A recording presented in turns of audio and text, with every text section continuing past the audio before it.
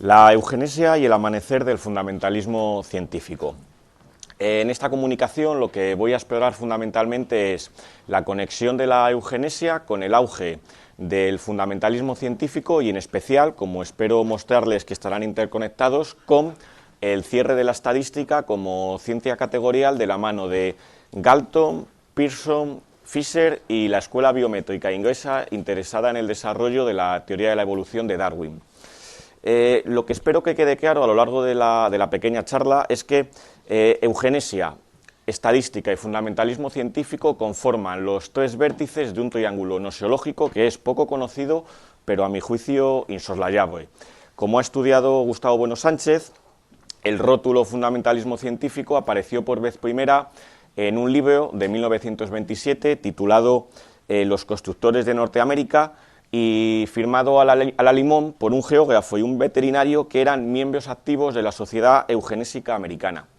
Por tanto, lo que tenemos que tener ya en cuenta es que el fundamentalismo científico va a aparecer ligado a las doctrinas eugenésicas, unas doctrinas eugenésicas que van a extenderse bastante por los países protestantes, por lo menos hasta que se apaguen los hornos crematorios en la Alemania nazi, y en oposición a lo poco que lo hicieron en los países católicos, porque no conviene olvidar que Pío XI condenó la eugenesia, al igual que otros métodos de control de la natalidad, en su encíclica Casti Connubii del año 30. Pero la doctrina eugenésica no solo participa en el auge del fundamentalismo científico, sino también en el parto de la estadística.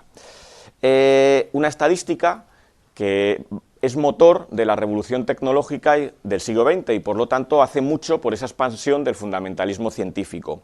Mismamente, la noción de una población como una cifra exacta, que nosotros desde nuestras coordenadas de la teoría del cierre diríamos que es un ejemplo de hiperrealidad, pues no tuvo ningún sentido hasta que no hubo, andado el siglo XX, instituciones estadísticas encargadas de definir con precisión cómo estimar pues el número de habitantes, de parados, de votantes o de consumidores satisfechos de un país. En la tabla que aparece en la hoja que les he dado aparecen allí recogidos los actores y los teoremas principales relacionados con el cierre de la estadística. Las filas atienden al despliegue histórico y las columnas al despliegue categorial. Y la historia que voy a contarles, ustedes van a poder seguirlas, aunque sea de una manera muy telegráfica, recorriendo la diagonal principal de esta especie de matriz. No es difícil rastrear los orígenes de la estadística. La estadística tiene su origen en dos cursos. Por un lado, la teoría francesa de la probabilidad, que acabó siendo de uso común tanto en la doctrina del azar como en la astronomía. Es lo que los historiadores de la estadística llaman la síntesis Gauss-Lapéas. Pero si por un lado tenemos la teoría francesa de la probabilidad, por otro tenemos la ciencia del Estado. La ciencia del Estado que bebe de dos tradiciones. Por un lado la aritmética política inglesa y por otro lado la statistik prusiana. ¿Cuándo empezaron estos dos cursos de investigación poco a poco a solaparse? Bueno, pues cuando empiezan a hacerlo es a lo largo del siglo XIX. Y lo hacen, esta socialización de la matemática, de la teoría de la probabilidad francesa con la ciencia del Estado, empieza a realizarse gracias a un astrónomo belga, Adolphe Quetelet. Y lo hizo por la siguiente propuesta. En 1835, Quetelet anuncia que la ley del error, es decir, la curva acampanada de Gauss, que todos más o menos conocerán, pues se aplicaba también a las características humanas, físicas y de comportamiento. Ciertas mediciones antropométricas, como puede ser la estatura de los reclutas franceses o el tórax de los soldados escoceses, se distribuían aproximadamente como la curva acampanada que Gauss había usado en astronomía. Y lo que es más interesante, que Quetelet va a dar un enorme salto ontológico, diciendo que la razón es que la naturaleza apunta a una especie de hombre medio ideal, que es el prototipo de perfección.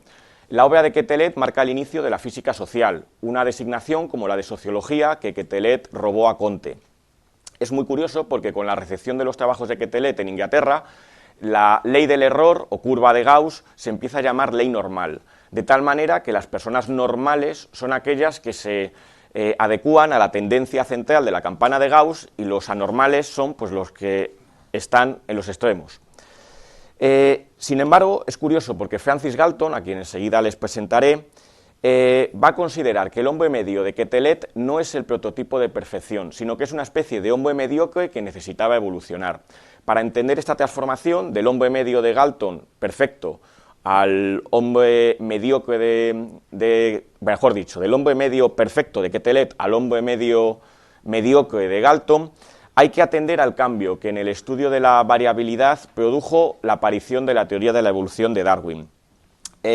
Galton, no se nos debe olvidar, era primo de Darwin y quedó fascinado por la lectura del primer capítulo del origen de las especies, aquel que atiende pues, a la variación bajo domesticación, y comenzó a darle vueltas a la idea de si podía mejorarse la raza humana mediante una crianza selectiva de los seres humanos.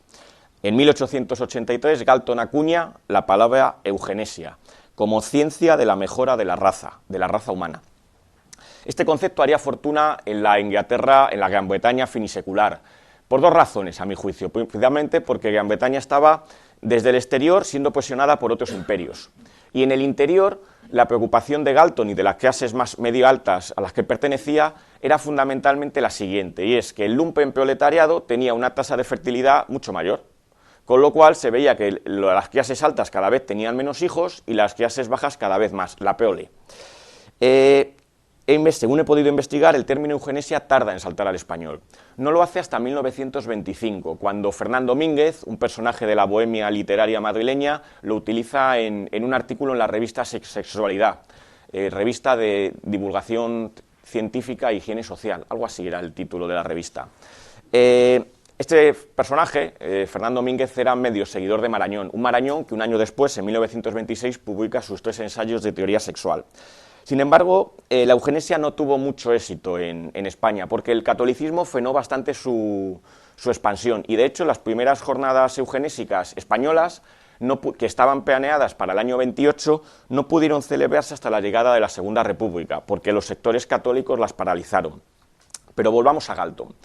Galton tenía en mente dos métodos eugenésicos. Por un lado, la eugenesia positiva, que consistía en estimular que aquellos seres más aptos tengan hijos, muchos hijos. Por otro lado, la eugenesia negativa, que consiste, bueno, pues en esterilizar voluntaria o forzosamente a aquellas personas que son consideradas poco aptas, o también, en su momento, el aborto preventivo. Hacia el final de su vida, Galton incluso escribió una novela utópica, cuyo título, agárrense, es Donde dijo Kant. Allí lo que se nos contaba era una sociedad feliz, que vivía feliz bajo preceptos eugenésicos dictados por una especie de casta de sacerdotes científicos. Por desgracia, la novela está incompleta porque Galton, que es curioso, no tuvo hijos en su matrimonio, la novela quedó a cargo de una sobrina, y la sobrina, cuando empezó a leerla, pues muy irritada por ciertas escenas subidas de tono, pues la quemó parcialmente. Sin embargo, la contribución más duradera de Galton es, sin duda alguna, la aplicación de la estadística en antropología.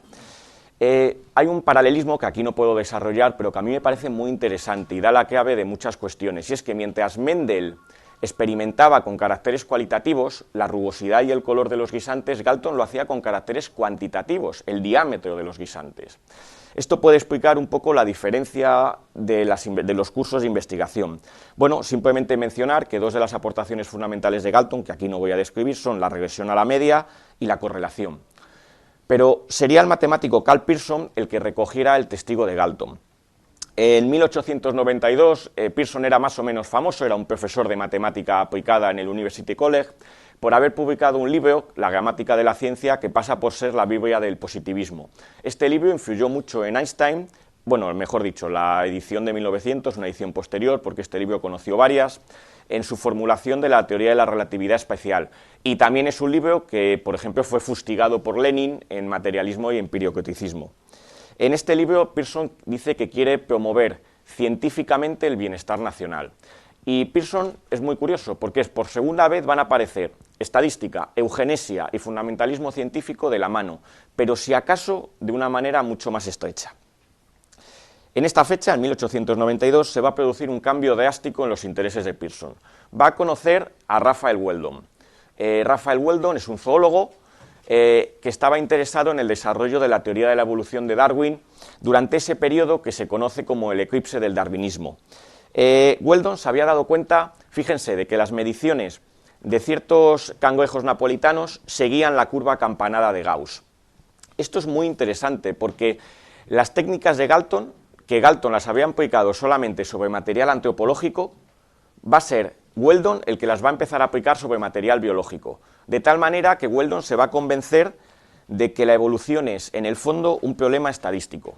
La voluntad de investigar conjuntamente de Weldon y Pearson, junto con el apadrinamiento de Galton, llevaría a fundar la escuela biométrica, donde biometría quiere decir ciencia de la medida de la vida. Esta escuela pondría las bases de la estadística matemática entre 1895 y 1915.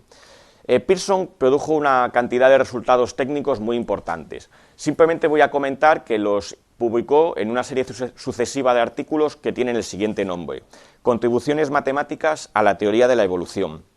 Los primeros artículos de Pearson vieron la luz en la revista de la Royal Society, pero despertaron la oposición de los biólogos, porque los biólogos no estaban dispuestos a aceptar razonamientos biológicos sobre la base de argumentos estadísticos, y decidieron fundar una revista. Esa revista se llamaría Biométrica, una revista que todavía existe y que durante años, mientras Pearson fue su editor, pues publicaría sesudos análisis sobre la envergadura de los pájaros exóticos, la altura de los reclutas albaneses o la longitud del pene de los pigmeos. Tras el inesperado fallecimiento de Weldon en un accidente de esquí en 1906, Pearson se desmarca un poco del desarrollo de la teoría de la evolución. Sin embargo, con la muerte de Galton en 1911, con su herencia, contante y sonante, se funda una cátedra de eugenesia de la cual se hace cargo Pearson. Allí él va a juntar el laboratorio biométrico con el laboratorio eugenésico. Y poco después fundaría una nueva revista para dejar biométrica orientada únicamente a temas estadísticos teóricos, como a día de hoy sigue siendo. Y él fundará Anales de Eugenesia. Es curioso porque pasados los calores eugenésicos de la Segunda Guerra Mundial, pues esta revista tuvo que cambiar de nombre. Y a día de hoy es conocida como Anales de Genética Humana. Su pariente norteamericana, que es Eugenics Quarterly, a día de hoy se llama Biología Social. Demos pues un salto para cruzar el Atlántico y echemos un vistazo muy rápido a cómo se desarrollaba la eugenesia en el otro lado del océano. Si uno mira la cabecera original de Biométrica, ya aparecen Galton, Pearson, Weldon y otro personaje, Charles Davenport. Charles Davenport es un prominente eugenista norteamericano, que fue también padrino desde Biométrica desde sus orígenes. Davenport funda el registro de referencia en Norteamérica relacionado con la eugenesia. Allí va a recoger un montón de datos sobre pedigrís humanos, y Henry Woodard, que es el introductor de los test de inteligencia en el ámbito anglosajón, basándose en los datos de Davenport, publicaría su célebre análisis de la familia Kallikak. Un célebre análisis que tienen ustedes aquí en la hoja que les he dado, en el árbol familiar que aparece justo en el medio. Allí la palabra comodín de la época es la debilidad mental, que aquí aparece representada con una F, que es su inicial en inglés. Y lo que demostraba aquí Woodard es que un desliz ilícito de uno de los miembros de la generación de la familia Kallikak, pues había producido, como pueden ver en negro, una generación completa de imbéciles. Llegamos con esto a Ronald Fisher. Ronald Fisher es, a mi juicio, el artífice del cierre de la estadística. Desde nuestras coordenadas, si recuerdan, les he dicho al principio que la estadística tiene que ver con dos cursos. Un curso ligado al cálculo de probabilidades, que a día de hoy los estadísticos reconocen como la estadística descriptiva. Otro curso más ligado, el cálculo de probabilidades ligado a la inferencia estadística. Y por otro lado, el curso de la ciencia del Estado, que es lo que se suele denominar estadística descriptiva. Lo que va a hacer Pearson es componer esos dos cursos de una vez por todas. Desde luego, lo que va a motivar las investigaciones de Fisher va a ser, pues de nuevo, experimentos biométricos, agrícolas y genéticos. Pero el conjunto de conceptos que va a formar Fisher y que yo llamo, como también llaman los estadísticos, el modelo estadístico, palabras que todo el mundo a día de hoy conoce: población, muestra, estadístico, estimador, varianza, pues logró sembrar la recurrencia de los métodos estadísticos segregándolos de los contextos técnicos, en particular de los contextos eugenésicos. Las principales aportaciones de Fischer coincidieron a la estadística y a la genética, como enseguida reseñaré, coincidieron con su estancia en la Estación Agrícola Experimental de Rothamsted. Un puesto que solamente abandonaría en el año 33 para hacerse con la cátedra de eugenesia que dejó vacante Pearson al morir, aunque Pearson movió todos los hilos para evitarlo, ya que no se llevaban nada bien. 10 años después, Fischer volvería a dejar la cátedra de eugenesia para hacerse con la cátedra de genética de Cambridge. Es curioso porque Fischer es el artífice del cierre categorial de la estadística y, sin embargo, nunca ocupó una plaza académica como estadístico. Pero durante su estancia en Rothamsted, Fischer no solo tuvo tiempo de refundar la estadística como ciencia matemático-experimental, sino que también intentó conciliar la teoría de la evolución de Darwin con la teoría de la herencia de Mendel. Es curioso porque, y esto es una cosa muy bonita que tiene que ver con la tabla que les he dado, la analogía para intentar conciliarlas es la toma de la teoría cinética de gases de Maxwell. La idea es la siguiente: de igual manera que en la teoría cinética de gases uno puede hacer las más variadas asunciones sobre las moléculas de gas, tomadas individualmente, y sin embargo, cuando uno tiene un colectivo de esas moléculas, se siguen las leyes estadísticas de Maxwell sin ningún tipo de problemas, son las leyes de los grandes números, en el fondo, pues la idea es lo mismo. Ese enfrentamiento tan duro que había entre los biómetras, capitaneados por Pearson, y los genetistas, capitaneados por Bateson, pues fundamentalmente lo va a intentar mitigar diciendo lo siguiente: cada gen por separado, o pocos genes, sigue las leyes de Mendel, pero cuando uno tiene una comunidad de esos genes, se sigue la selección natural. Lo que va a hacer Fischer es fundar lo que se llama la genética de poblaciones, y la genética de poblaciones haría mucho por el establecimiento a partir de los años 30 del neodarwinismo, de la teoría sintética de la evolución. La idea es que la selección natural se restablece como mecanismo evolutivo básico en términos de consecuencia estadística de las leyes de Mendel. Sin embargo, el artículo pionero que escribió en 1919 pues recibió hostilidad por todas partes, y de hecho tuvo que publicarlo de su propio bolsillo. La razón es que lo envió a la Royal Society, lo leyó Pearson, que lo rechazó, y lo leyó Punnett, que era un genetista, curiosamente, al que él sucedería en el año 43 en Cambridge, que también lo rechazó. Años después, Pearson, que tenía muy mala leche, dijo que el artículo había sido leído por un estadístico que no sabía biología y por un biólogo que no sabía estadística. Sin embargo, me interesa reseñar que el motor del interés de Fischer estaba una vez más en la eugenesia. Desde sus años en Cambridge, Fischer había colaborado con la Sociedad Eugenésica fundada por Galton, al igual, por ejemplo, que Keynes, el famoso economista. Allí conoció a Leonard Darwin, que era el cuarto hijo de Darwin, y que funcionó durante toda su vida como mentor, ayudando a Fischer en los momentos de penuria económica.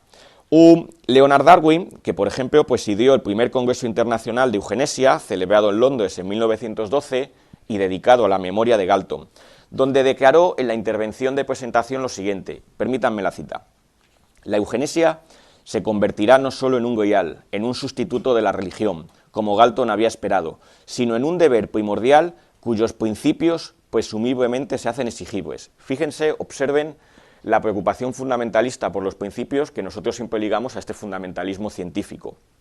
Al segundo congreso, celebrado en Nueva York, segundo Congreso Internacional de Eugenesia, celebrado en Nueva York en el año 21, también acudió Leonard Darwin. Allí es curioso porque el principal corolario de este congreso fue la fundación de la Sociedad Eugenésica Norteamericana, a la que pertenecían el famoso geógrafo y veterinario que he comentado al principio, que usan por vez primera el rótulo fundamentalismo científico. Esta sociedad, entre otras publicaciones, publicó un catecismo eugenésico, uno de cuyos pasajes, porque es bastante inquietante, pues quiero leérselo. Pregunta: ¿implica la eugenesia menos simpatía por los desafortunados? Respuesta: no. Implica una mejor comprensión de ellos y un intento más ajustado por aliviar sus sufrimientos. Caramba. Finalmente, al tercer Congreso Eugenésico Internacional, y lamentablemente último, celebrado en el año 32, porque claro, el que tocaba en el 40, pues el mundo ya estaba un poco desilvanado, pues lo presidió Charles Davenport, el eugenista norteamericano, Y allí acudió Fisher para ver en lugar de Leonard Darwin, porque Leonard Darwin ya era muy mayor. Bueno, Fisher allí comentó muchas cosas, entre ellas que, por ejemplo, para él, Genio hereditario, la obra donde sentaba las bases de la eugenesia Galton, pues él lo comparaba al Origen de las especies de Darwin y al Capital de Carlos Marx. Pero decía lo siguiente, Fisher era un anticomunista radical. Decía que Galton era muchísimo más genial que Marx por lo siguiente, porque Marx detectaba las desigualdades naturales, pero las intentaba corregir mediante medidas sociales. Y lo correcto era corregir las desigualdades naturales mediante medidas naturales, es decir, científicas, la eugenesia. Fíjense el fundamentalismo científico que hay aquí inserto. De hecho, el libro fundamental que sienta las bases de la teoría sintética de la evolución, publicado por Fisher en el año 30, Teoría genética de la selección natural, los últimos capítulos, si ustedes los leen, son todos de eugenesia. Y allí no aparece los últimos, o sea, más de la mitad del libro lo que cuenta son cuestiones de este estilo. Es que Fisher en aquella época, en el año 30, estaba en plena campaña para que Gran Bretaña adoptase medidas tan progresistas como las que había adoptado Estados Unidos, medidas de esterilización voluntaria o forzada, como medidas que tomarían esos países tan avanzados, en los cuales todos debemos mirarnos, como son Dinamarca, Suecia, Noruega o la muy celebrada de la Alemania nazi del año 33. Sin embargo, en Gran Bretaña nunca se consiguió la adopción de medidas eugenésicas. Sin embargo, el calor eugenésico de Fisher nunca se aplacó. Y es muy curioso porque acabada la Segunda Guerra Mundial, cuando la UNESCO publica su Declaración sobre la raza, donde dice que el concepto de raza es un mito de la antropología física prebélica, si ustedes se lo leen, allí aparece la firma en contra de un único genetista, Fisher. Fisher firmó en contra, diciendo que claro que hay una correlación entre las razas y la inteligencia, y que eso estaba al cabo de la calle. En cierto modo, esta declaración pues intentó cerrar por la vía del derecho pues todo lo que la guerra mundial había aireado. En el presente, la palabra eugenesia posee un sabor rancio, pasado de moda. Lo que parece una idea fuerza parece inerte. Pero me gustaría contextualizar esta creencia pues, de Galton, de Pearson, de Fisher en la eugenesia, pues señalando que a día de hoy muchas personas en general pues, se muestran partidarias del aborto eugenésico, en el caso, por ejemplo, del síndrome de Down. O cuando les mencionan el tema de la ingeniería genética, pues se muestran partidarios de ella, no solo aplicada a patologías, sino también a rasgos físicos seleccionables como el color de los ojos. Eso es eugenesia, y hay que decirlo. Voy concluyendo ya. Sin embargo, los historiadores de la ciencia no se ponen de acuerdo en el peso final que cabe atribuir a la eugenesia en el desarrollo de la estadística. Para algunos no solo motivó las investigaciones, sino que también condicionó su contenido. ¿Qué se puede decir desde las coordenadas de la teoría del cierre? Bueno, a mi juicio, la impronta social de la estadística es innegable. De hecho, lo que muestra esta historia que les he contado es que no tiene ningún sentido distinguir, como muchas veces se ha dicho aquí en esta mesa, entre una historia interna y una historia externa de la ciencia. Hay una codeterminación entre ambas. De hecho, la eugenesia fue el puente, la pasarela que permitió conectar la estadística con la biología evolutiva. Sin ese puente, la estadística nunca se hubiera asentado, nunca se hubieran comenzado a fundar pues, esas primeras instituciones estadísticas pioneras. De hecho, fruto de esta sinergia, es cuando la estadística cobró fuerza suficiente para arraigar en muchos ámbitos que ustedes tienen ahí en la tabla que les he señalado.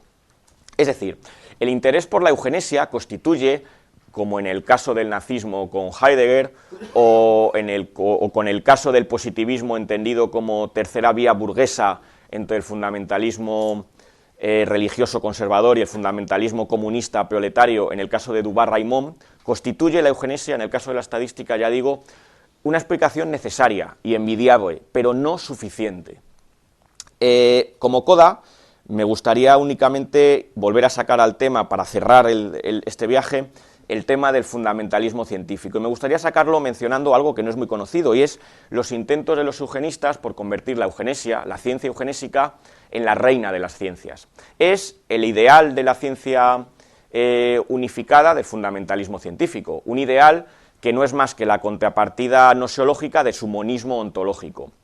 Bueno, esto puede rastrearse perfectamente en los árboles de la ciencia, pues desde el pionero de Ramon Llull, donde era la teología lo que aportaba unidad a todas las ciencias, hasta el actual del CSIC, donde es la ciencia positiva unificada lo que aporta esa unidad, aunque como ha estudiado Lino, pues los componentes escolásticos están ahí también disueltos, pasando, que es el que yo me quiero detener, por este de aquí abajo. Este de aquí abajo es el lema del segundo Congreso Internacional, es el logo del segundo Congreso Internacional de Eugenesia en Nueva York. Si ustedes se fijan, lo que se ve es que la eugenesia unifica un montón de ciencias, entre ellas, señaladas en posición proeminente, dos que les he marcado con una flechita, la genética y la estadística. Si ustedes miran la leyenda que pone debajo, es muy bonito, porque dice, la eugenesia, la ciencia eugenésica unifica armoniosamente la pluralidad de ciencias. Bueno, no encuentro mejor explicación gráfica del fundamentalismo científico. Pero la claridad que irradia este diagrama, como la que irradian los árboles familiares a las que tan aficionados eran los eugenistas, pues corresponde más a este árbol dibujado ad hoc que a los componentes científicos que encontramos aquí dentro. Pues más que luz, lo que la copa del árbol proyecta es un mito tenebroso. Muchas gracias.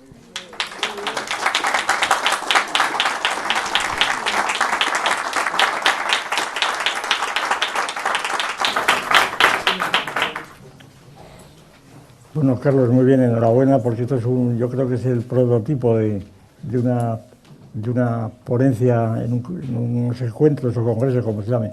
Muy bonito, es un asunto efectivamente muy mantenido en segundo lugar, pero que es central, vamos, como lo ha demostrado perfectamente. Vamos, por lo tanto, enhorabuena por todos los lados, ¿no? Simplemente unas puntualizaciones que se me han ocurrido, vamos, pero que no son puntualizaciones ni siquiera, son pues datos oligofrénicos, ¿verdad? Manchas oligofrénicas.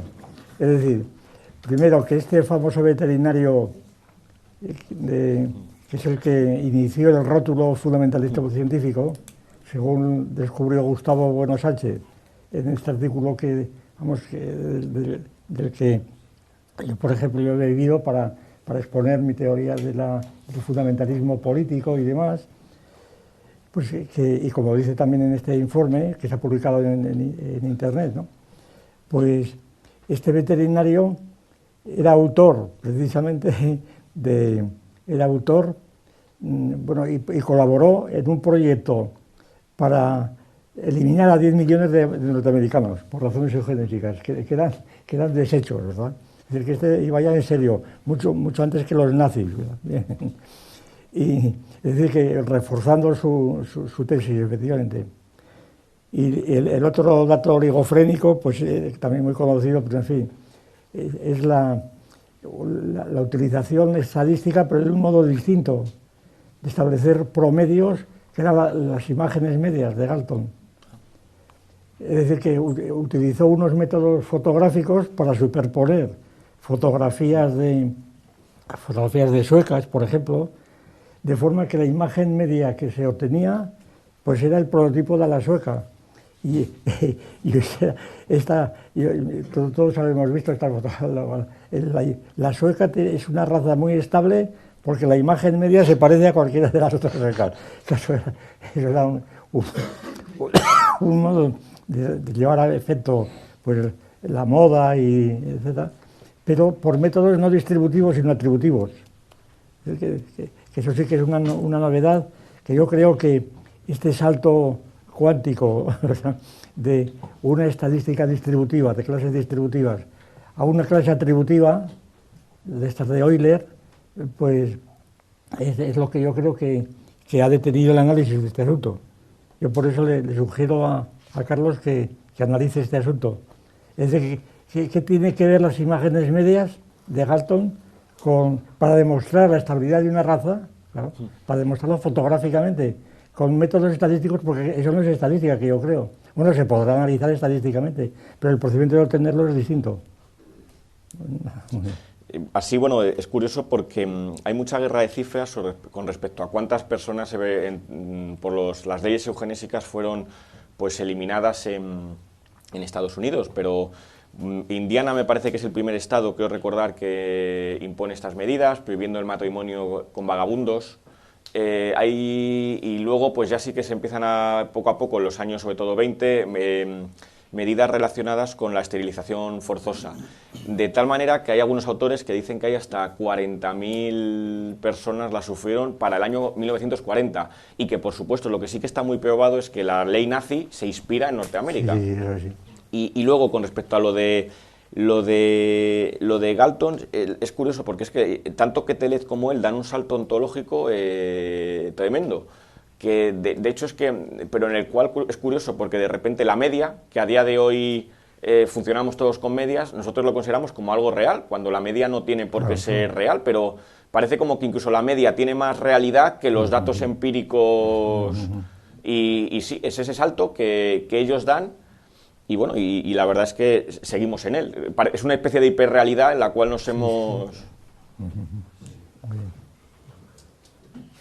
Enhorabuena, Carlos. Ha sido excelente la comunicación, me ha encantado. Y en primer lugar, felicitarte. Luego, respecto a los fenómenos eugenésicos entre los que vivimos que no percibimos, yo recuerdo un documental, bueno, esto es una tontería, pero recuerdo un documental hace poco de estos de la 2 sobre la belleza, que uno de cuyos participantes decía que la publicidad actual había hecho mucho más por la raza aria que Hitler, ¿no? O sea, que si hubieran tenido la propaganda actual de la cosmética de la belleza, hubieran conseguido mucho más sus objetivos. Pero sobre esto, entonces, como digo yo que la corporización o la realización más tenebrosa de todo esto que estamos viendo, en el fondo todos lo tenemos presente en la Alemania nazi, era simplemente mostrarte mi perplejidad, la curiosidad de que luego en realidad lo que ha quedado al final es muy poco eugenésico de esa, por decirlo así, de esa realización de la raza aria, porque luego al final ha sido el mito del judío. O sea, cómo hay un salto que no sé si lo que puedas decir, cómo interpretas eso, o sea, que al final luego lo que ha quedado, por decirlo así, ¿no?, de la persecución nazi, más que la eugenesia, ha sido la persecución al judío, que no tiene nada que ver, o sea, porque pues los judíos eran individuos, pues probablemente étnicamente o fisiológicamente, no sé, perfectos alemanes que podrían haber dado lugar a nuevos alemanes preciosos, pero bueno, eran judíos, ¿no? No sé.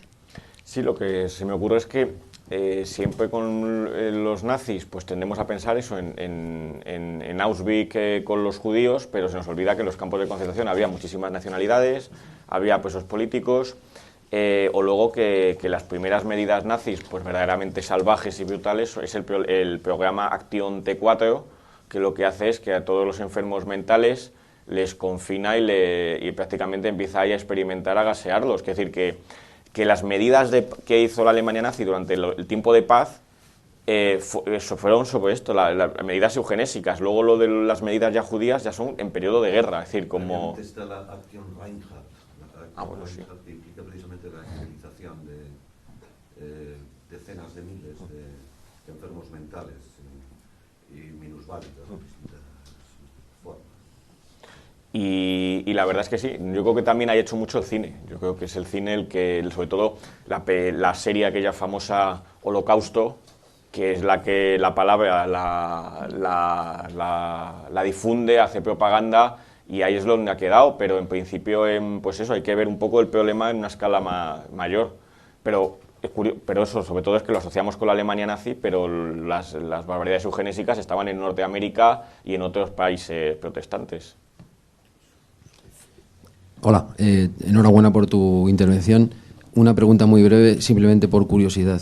Era preguntarte por si habías visto o estudiado la posible influencia de este fundamentalismo que nos has expuesto aquí en los orígenes de la criminología positivista, en la escuela de Lombroso, Ferri, el atavismo y todo esto. Gracias. A ver, están interconectadas, pero por lo que sé hasta de ese tema, son paralelos, y la parte criminológica es un poquito antes, ¿vale? Va más ligada a la fenología que a la eugenesia, pero por ejemplo Galton es el pionero de las huellas dactilares, y de hecho lo que lleva al invento del coeficiente de correlación que todos los estadísticos calculamos y tal, es pues un problema que él había contado el policía francés Alphonse Bertillon. Bertillon, para los criminales, medía un montón de variables, desde longitud de los dedos, longitud del pie, longitud de la pierna, grosor de la pierna, un montón. Entre ellos, otra cosa, hacía una fotografía de la oreja derecha, una costumbre que a día de hoy se mantiene en Estados Unidos, y es por el policía francés. Y Galton lo que se dio cuenta es que en los datos que recogía Bertillon había mucha redundancia, porque si alguien tiene las piernas largas, lo más probable es que tenga los pies largos. y eso inmediatamente le llevó a la idea de correlación, que es la idea estadística. Es decir, curiosamente fue la investigación en criminología, que ya estaba un poquito ya empezando ya a desarrollarse, lo que le lleva a él al tema estadístico. Y sí, luego es verdad que hay mucha influencia el que, sobre todo a través con la criminología de los test de inteligencia, y quizás el libro que lo trata esto clásico es uno de Stephen Jay Gould, me parece que se llama, La falsa medida del hombre, que trata pues este tipo de temas, sobre todo más relacionados con la criminología. Muchas gracias. En fin, ha sido una intervención magnífica. Yo quisiera hacer dos consideraciones. La eugenesia hay que enfocarla desde dos perspectivas, una cualitativa y otra cuantitativa. Evidentemente, estamos asistiendo todos los días a planteamientos de eugenesia social cuantitativa, es decir, cuando se mueren 40.000 niños todos los días sin que hagamos nada por impedirlo, eso puede entenderse como una eugenesia social, está ahí, está instalada en la sociedad. Y cuando mucha gente se muere, ya que habías hecho una referencia al Holocausto como, bueno, como una forma digamos, sintética de eugenesia, obviamente también estamos viviendo actualmente, o estamos saliendo, en muchos sitios todavía están entrando, o estarán muchos años, un holocausto económico que se lleva muchísima gente por delante. Me gustaría que en el CSIC pudierais poner interés en esos temas y darles todo el énfasis que la sociedad merece.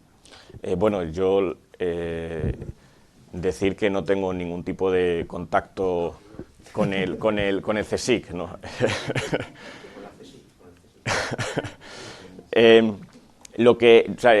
Pero lo que sí que me gustaría comentar en la pregunta que usted plantea es que yo negaría la pregunta en el siguiente sentido, que esa muerte de 40 millones de niños no es eugenesia, porque...